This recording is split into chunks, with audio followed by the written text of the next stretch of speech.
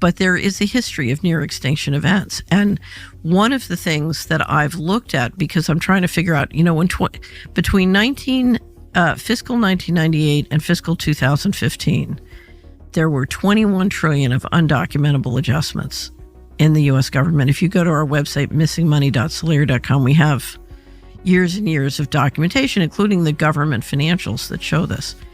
And so the question is, where's all this money going? And one of the things I've looked at in the process of looking at where all this money is going is the underground base and city infrastructure and transportation system that's been built. And I'm sorry? Yes. So we have built an extraordinary number of underground bases and supposedly transportation systems. Some of these are some of these are documented as part of the national security infrastructure. I think there are many more. So in the United States? In the United States, on all over the world. But from 2021 to 2023, I took one of the smartest subscribers in the Solera Report network, and he and I spent 2 years collecting all the data and all the allegations on underground bases. And then we systematically went through and tried to estimate our guess. This is totally a guess of how many underground bases, both underground in the United States, but also underground under the ocean around the United States. And our estimate was 170 with a transportation network connecting them. And what would be the purpose? The purpose, if you thought you were going to get a near extinction event, so there, to me, there are two purposes. You have so many activities going on that you need to keep secret, that you're basically building the capacity to, for example, if you're doing a secret space program, you need to platform it from, things that can't be seen. But I think if you're worried about a near extinction event, that's...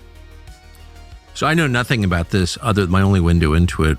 I knew a contractor who worked on one in Washington, in the city of Washington, D.C. Right. And I remember him telling me about a power box, like a transformer box on Constitution Avenue that he told me, because he worked on it personally, was actually the exit, the egress from White House. That was kind of by vehicle. I thought that was, I was like, really? He goes, oh yeah, no, I installed it, I know. And I thought, well, that's kind of crazy that in the middle of this big city where I lived I was on Constitution Avenue every day, that you could build something like that without me knowing it. Under the VP's house at the Naval Observatory, same thing. I think most people know that. Next to my brother's house on Macomb Street in D.C. But that's, I always thought that was like preparation for nuclear war. Like, I didn't really think about it that much. Some of it is, yeah. It's preparation for catastrophe. So, but you think that there are facilities like that in other places outside D.C.? Oh, yeah. So if you're interested, we have a great interview. I did an interview of Richard Dolan on underground bases on the Solera Report, and it's sort of an introduction to the topic, and it's based on a lot of the research of a guy named Richard Sauter, who is very hard to interview. So Richard kind of went through all the material. And clearly it's... I don't know if you ever saw, Washington Post did a project, it was in 2010 or 12, called Top Secret America. And one of the reporters, it was a team of 2 reporters, one of them put together a database of all the different top secret installations that had been built in the country, including since the Patriot Act. And what you saw was just this explosion of money in building so many both underground and above ground facilities. I'm working on an incredible project with my husband in the Mediterranean. It's massive in scale. I think that's an understatement. Can you explain? Yes, it is. There's no power on this island. You're building everything from scratch, correct? Well, it's an unbelievable, beautiful 1,400 hectare private island in the middle of the Mediterranean. We were on a friend's boat and we stopped for a swim. Effectively, that's how we found it. We swam to the islands. We went on a hike, barefoot all the way up to the top, and we were just captivated. And it stayed with us ever since. And over the course of many years, we developed the opportunity to help realize its potential and transform it, but with a lot of restraint and care, because the land is so beautiful that really the architecture has to be fully integrated into it, almost rise from it. It's not even a business for me, despite the scale of it. We not only the island, but we have 5 miles of beachfront directly across from the island, this beautiful peninsula with a lagoon on one side, the ocean on the other, beautiful white sand beaches. For me, it feels more like a challenge than anything else. The culmination of all of my experience in real estate, all of my travel, a lot of reflection on how I want to live, how I think people increasingly are wanting to live, and trying to really build something that's a tangible manifestation of that. That requires a lot of vision, the collaboration of some of the greatest masters that exist. So I was just there walking the land, really just trying to sort of be with it and experience it alongside some of the greatest living architects of our time, like true masters of their craft, people with integrity so absolute, like there will be no compromise. And that's something we want to create there. So we're very excited. This is a view of the columns as they are going to be made. They're going to be hand carved and they're beautiful. Top of the line, there'll be Corinthian, which is considered the best, most beautiful by far. Okay? What's your timeline on this thing? Timeline, so we're ahead of schedule and under budget. And all of this money, all of the money paid are paid by myself and donors. And it's all donors. There's not one dime of government money going into the ballroom. Now the military is building a big complex under the ballroom, which has come out recently because of a stupid lawsuit that was filed. But the military is building a massive complex under the ballroom, and that's under construction, and we're doing very well. So we're ahead of schedule. It's part of it. The ballroom essentially becomes a shed for what's being built under the military, including from drones and including from any other thing. The glass on the windows, you see the big windows, the glass is extremely thick. It's high-grade bulletproof glass, so all of the windows are bulletproof. I think the Times wrote, gee, some of the windows are fake. We have no fake windows. They talked about a stairway in the south. We don't have a stairway in the south. That was replaced a long time ago.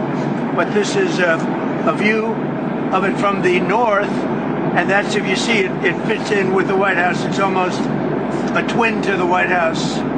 It's something we just wanted to pay tribute to the White House. And so that fits in beautifully. Let me just see another one. Here's another one. Wait, excuse me, wait. I thought I'd do this now because it's easier. I'm so busy that I don't have time to do this. But I'm fighting wars and other things. But this is very important because this is going to be with us for a long time, and it's going to be, I think it'll be the greatest ballroom anywhere in the world. It's its highest level. Same height, exact height, if not higher, same height as the White House, exactly the same height. And if you look, you have the White House over here, you have this, and that's a duplicate of the wall. So it pays total homage to the White House, which is, I think, very important too. I can guarantee you that people missed this article last year when it was talking about how the OpenAI co-founder wanted to build a doomsday bunker to protect the company scientists from the rapture. I can guarantee you people missed this last year because we talked about it last year. And look at all the things that have unfolded since. But here's the kicker. Let's scroll down and read a little bit more. Look at this right here. Once we all get into the bunker, I'm sorry, the bunker? We're definitely going to need to build a bunker before we release AGI. People in the company didn't even know that they had a bunker. Here's Donald Trump kind of letting the cat out the bag, talking about the ballroom and how it's a shield for the military-industrial complex that's operating at least 6 stories beneath it. You might want to take a look at the complexity. These are all different rooms down here. They're building a hospital. It's a military hospital. They're building all sorts of research facilities, also meeting rooms and rooms that go hand in hand for the military using the ballroom. And the ballroom is really a shield and protecting all of the things that are built here. This goes, as you see, it's already up to the ground. This goes down very deep. You get a better view right over here. This is down, and because we've already done these floors. But these are already down 2 floors. It's down about 6 stories deep. That's big stuff. Normally, when you build a ballroom, you build it flat. You just build a ballroom. It would have been built. The complexity of this, and again, it's all knit. It's all knit together between the drone proofing, the missile proofing we have, and the drone capacity upstairs. We can have all sorts of military up. Whether I hate to use the word snipers, but we have great sniper capacity. It's built for our snipers, not the enemy snipers, our snipers. And because of the height, we get a very clear view of everything all over Washington. Yeah, Mr. President, you mentioned it. You might want to take a look at the complexity. These are all different rooms down here. They're building a hospital, a research facility, a meeting room, and it's a shield. Like, he cannot help himself. And again, this is something we've been tracking. This is something he's been pushing since his most recent assassination attempt. This is the ballroom. 6 stories deep. I'm sure it goes much deeper. Some people didn't believe we were serious about the underground bunker that we have set up in a mine, but here we are. This is an old mine. It's been in the family for over 100 years. And we just decided to turn it into a bunker for all of our families and friends. And that's what we've done. So what you're seeing here is how we have everything stored. Everything we may need. We have full storage. We have food. We have all plumbing's ran, all electrical. Boom. And we fit them in here, man. We know a lot of people. There's Dad's Airstream. That's my dad's Airstream. That's Uncle Tim. Uncle Tim lives in the little one. He's not too extravagant. You know, he's a man of little need. Right on. We have tons of fishing around here, so we got a lot of boats. And as you see, it just goes on, man. Right on. That's Aunt Bertha. That's Uncle Tim's little sister. Yeah. We got some concession stands. We have it pretty much set up, man. We're ready for it. You know, we've been predicting what's coming for a long time. So now here we are. Small city we have down under here. I'm going to keep the location private just because we don't want to get overrun by the people that weren't prepared. They should have been, but anyways, this is how it goes, man. You know, the strong will survive, and the smart ones. See ya. We're following a bizarre story in Flatbush. Take a look at this video. Several men were caught on camera coming up out of a sewer manhole at McDonald Avenue and Cullen Lane. We're told this happened around 2 o'clock this morning. The men then changed their clothes and walked away. Police were called to the scene, but the men were gone, and investigators want to find them. And this is bad, and the area isn't safe either. We actually had to drive a few miles away just for safety reasons for this live shot. But the things we saw, we won't forget. An up-close, exclusive look underground at living conditions too extreme for words. It's hard to imagine someone living in there. Trash, human waste, and an overpowering stench. I gotta get back. Just moments earlier, we watched someone climb out of that storm drain using the sewer as shelter. Water and food? Her answers hard to understand. But the area, 88th and South Grand, overwhelmed with RVs, tents, and trash. Hello, yes. Yes. Juan Nala with nonprofit Clean LA with Me was picking up garbage here Monday. We got a lady living down there. When he saw not one, but two people emerge from the storm drain. I can't explain that. You know, a person living like a rat, worse than a rat. Come on. Hello? And just 2 weeks ago, it happened again.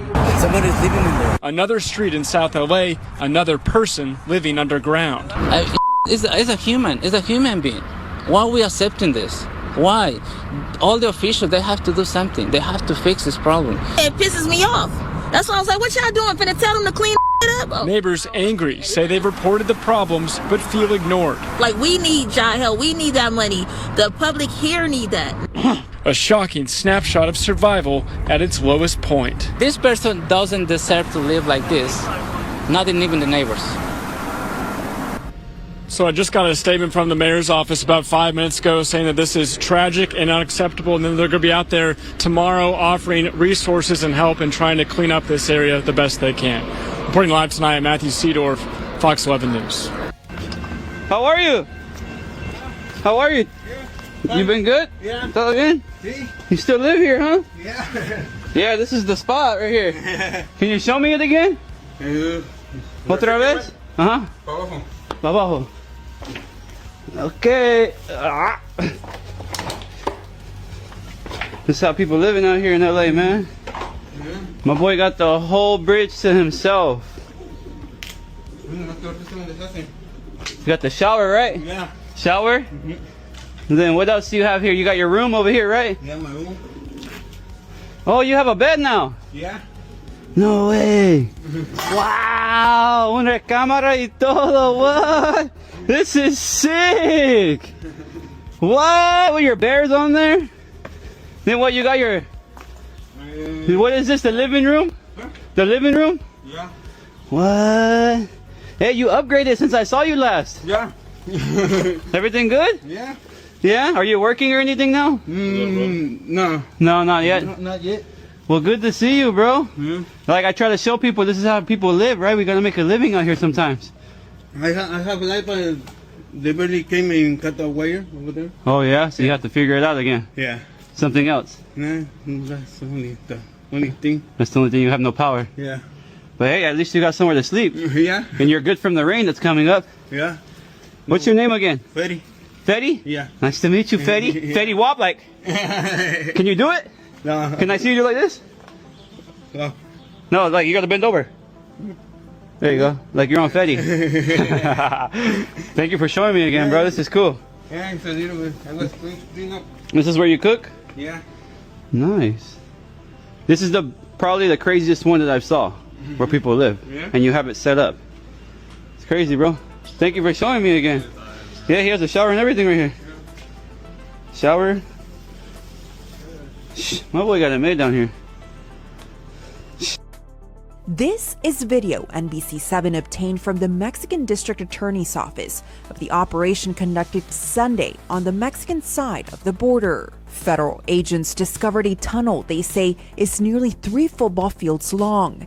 It includes lighting, ventilation, and a sliding mechanism that connects both sides of the border, according to Mexican authorities. Dr. Andres Sumano, who's an expert in public policy, says these tunnels are benefiting criminal organizations on both sides of the border since the 90s. They are still using these types of tunnels, and the Baja Cali region, it's still the epicenter of synthetic drug trafficking. Mexican authorities say with the help of security agencies, they carried out a search warrant in a Tijuana home for a violation of federal law involving weapons, explosives, and health laws. Once Mexican authorities accessed the property, they found it was operating as a possible storage facility for the trafficking of weapons, explosives, and drugs, adding that the tunnel possibly connects to a known San Diego street. The Department of Homeland Security confirmed to NBC7 they are conducting a criminal investigation involving an underground tunnel in Otay Mesa, but didn't confirm if the business on Roll Avenue is connected. Right where we are standing, we can actually see several agents in front of one of the storefronts in that area. We can also see that that area has been taped off. Experts say, given the political climate, this is an important find since the U.S. government has been asking Mexico to crack down on drug trafficking. Homeland Security Investigations told NBC7 they are not providing additional details to protect the integrity of the ongoing investigation. The Hopi people of the American Southwest preserve one of the most fascinating oral histories in Native American tradition, their own UFO files passed down through spoken word for generations. Central to these legends are the ant people known as Anusinum or Tukwintuki. Mysterious, benevolent beings often described as resembling ants or what many today interpret as mantids, tall, thin, insect-like entities with antennae, large eyes, and an otherworldly presence. According to Hopi cosmology, humanity has endured multiple world-ending cataclysms. During the destruction of the First and Second Worlds, one by fire, another by ice, the ant people emerged as saviors. They guided the virtuous Hopi ancestors underground into subterranean caves, providing shelter, food, and teachings on survival, storage, and harmony with the earth. Ancient petroglyphs etched into the rocks of the Southwest depict these enigmatic figures, horned or antennae-crowned beings beside spirals of energy, standing as silent witnesses to a time when humanity sought refuge beneath the surface. These stories raise timeless questions. Were the ant people advanced subterranean beings, extraterrestrial visitors, or powerful spiritual entities? For the Hopi, they remain revered helpers who ensured the continuation of their people, a living reminder that the stars and the earth may have always been watching.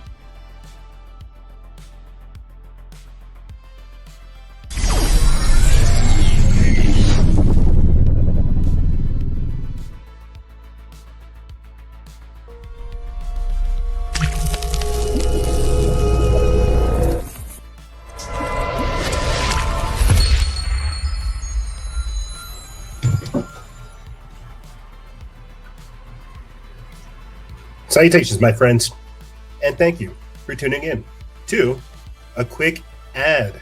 That's right, it's a quick ad for your favorite show, Factions of Freedom. I want to say, if you could take the time to go to patreon.com/noise, patreon.com/NOIZCE. That's the best way to support this operation. Once you go there, you can get yourself an exclusive membership.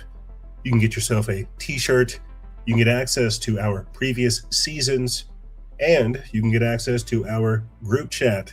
That's right, there's a completely different group chat for the exclusive members, both on Patreon, Instagram, and Telegram.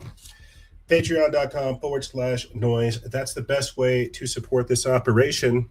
It will also be our central hub where we begin to roll out some of the other cool features that we have in store. As I said before, things like t-shirts, merchandise, nutraceuticals, archived content, and so much more. Patreon.com/NOIZCE. In January 1934, the Los Angeles Times published a front-page story that captured the city's imagination.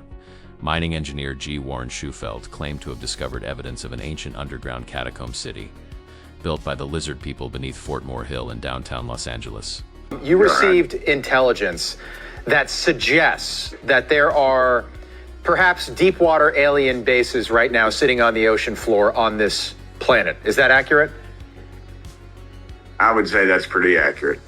Can you go into more detail? How long have they been here? Where are they? Well, I'm extrapolating all this with my East Tennessee vernacular. So we've got five or six deep water areas of our oceans. We actually know more about the surface of the moon than we do about these areas. And these are areas where we have a high frequency of UFO or UAP sightings. We've had naval folks have told me pretty high up that they've actually tracked these things. Now, we have stuff that can go underwater probably 30 to 40 miles an hour, maybe something a little faster that the Chinese haven't stole from us yet. And we've tracked things big as a football field going 200 miles an hour. Now, I realize in the water you extrapolate that to knots and all that, but just for just for good old East Tennessee common sense, 200 miles an hour, something the size of a football field. And we don't know what it is. And these are in these areas. So yeah, there's something going on there. And whether it's something that's been here for millennial or whatever, and I'm not afraid of it. I'm kind of like Dr. Loeb. I love to study this kind of stuff. It's the scientific material there he's the one that disclosed some things that were found that were extraterrestrial. How many people know what the real truth is, and how many people know? I don't know. I mean, there must be a group of people that really have the pure information of what's going on. I would assume, but not necessarily. I would think there has to be a group of people that know what's going on, and who are those people? And to me, like I was telling Luigi, I have a bunch of questions for me. Right. Like, what would be your questions for you if you met you? Yeah. Now, questions for me are people that ask me over decades the same questions. Why is it the Navy? The Navy paid me. I always said everything has been the Navy instead of the Air Force because, back in the 60s and 70s, there's Project Bluebook and the Air Force and all that. But everything associated with this was the Navy. So, and in these days, you hear some of these new types of crafts that are transmedium. Yeah, you hear the word transmedium, and David Fravor, Commander David Fravor, with the Tic Tac, and things are under the water, and supposedly the craft that the sport model was an archaeological recovery, and that itself was underwater. So what is the deal with the water? I mean, it's by far the biggest medium of the planet. I mean, if you want to hide people down there, almost an entire civilization down there, you could do it in the ocean, as long as you do it deep enough and away from people. So, yeah, number one is, what's the deal with the ocean? That's probably the number one question. Because there's a ton of sightings where people see things come out of the water and go into the water. Yeah, there has to be a reason for that. Well, just in terms of if they have the ability to travel through space, if whatever that thing is really does create some sort of a gravity bubble or some sort of a space-time bubble. Yeah, but maybe it's not space. Maybe it's not space. Maybe it's time. Maybe it's another dimension. There's really no limits. If you can start manipulating physics in that way, you can bend time. You can open doorways into other dimensions. So maybe it has nothing to do with going. Look, we all want it to be like Star Trek. Right. Because Star Trek is really understandable. Right. You go out there, you fly to another planet, you meet the people there, you go to another one. Well, these guys are happy, those guys aren't, and it all makes perfect sense. I don't really think it's like that. Look, if you look in history, especially, in United States history, anytime a superior race or intelligence meets with an inferior one, it's never good for the inferior guys. Never. We never come over and go, oh, we just want to teach you guys everything that we know. Right. No. Nope. It's like, we're going to rape all your women, take all your stuff, and then just kill you. Use your resources. Yeah, right. And just consume everything you want. That's just always the way it goes. Now, maybe that's just what humans do, but I would be concerned that's what all life does.